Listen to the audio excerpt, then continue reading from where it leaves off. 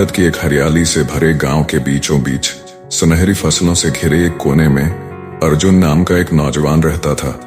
लंबा, साहसी, तेज पर साथ ही बेहद जल्दबाज।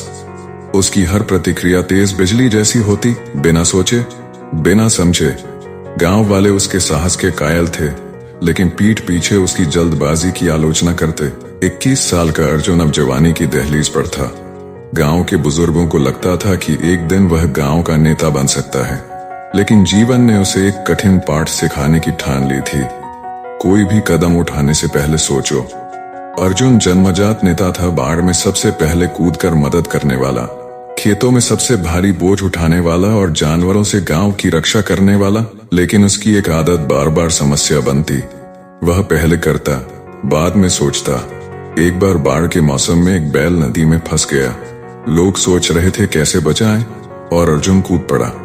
बैल को बचा लिया, लेकिन खुद की जान जोखिम में डाल दी। गांव ने उसकी तारीफ की, पर माँ बाप ने चुपचाप आंसू बहाए। कुछ महीने बाद एक अजनबी व्यापारी गांव में आया। वो दूर दराज के इलाकों से मसाले, कपड़े और जेवर लेकर आया था। गांव वाले उत्साहित थे। व्यापारी ने अर्जुन की बहादुरी की खूब तारीफ की और कहा, तुम जैसे साहसी युवक को मेरे साथ व्यापार करना चाहिए। अर्जुन का सीना गर्व से चौड़ा हो गया।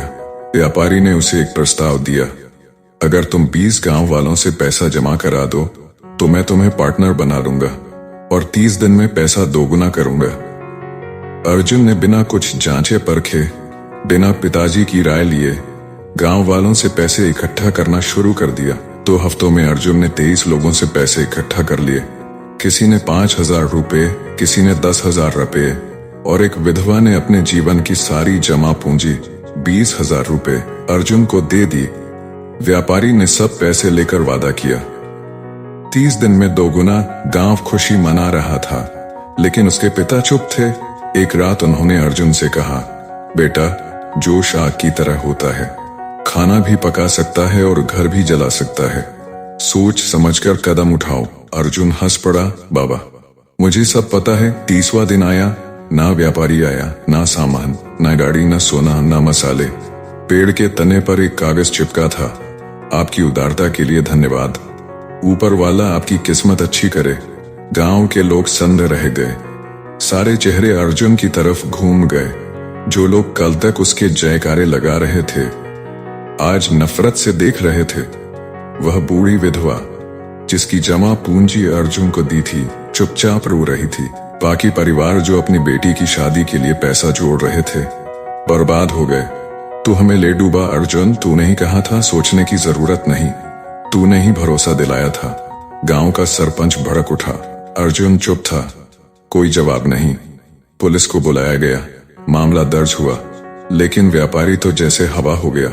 अर्जुन का नाम अब अपमान बन गया। बच्चे उसे डराने के लिए याद करते। जिन लोगों की उसने मदद की थी, अब वे भी मुंह मोड़ लेते। अर्जुन महीनों तक घर से नहीं निकला। उसकी छोटी बहन स्कूल जाना छोड़ चुकी थी। पिता ने कुछ नहीं कहा, न डांटा न रोका, सिर्फ चुप्पी। एक दिन बारिश हो रही थी। अर्जुन खिड़की से बाहर देख रहा था। उसी विधवा को देखा, नंगे पांव मंदिर जा रही थी। उसी क्षण अर्जुन का दिल टूट गया। उस रात वह बड़ के पेड़ के नीचे बैठ गया। पूरी रात बिना हिले।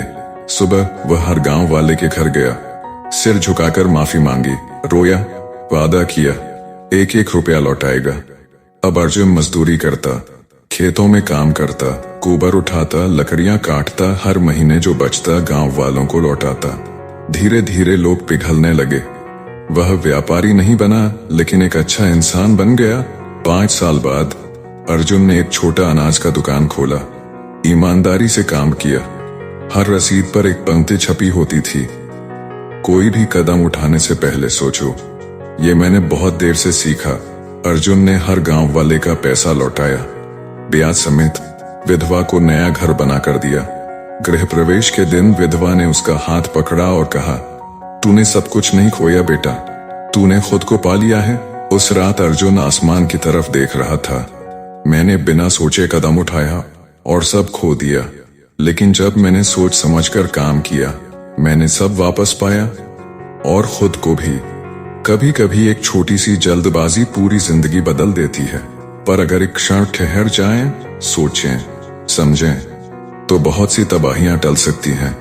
हिम्मत अच्छी चीज है, कदम उठाना भी जरूरी है, पर समझदारी वही असली जीत है। तो अगली बार जब आप कोई बड़ा निर्णय लें, एक पल रुकिए और पूछिए, क्या मैंने इसे सही से सोचा? क्योंकि जिंदगी में उन दो का बटन नहीं होता। सोच समझकर कदम उठाओ, यही असली सफलता की कुंजी है।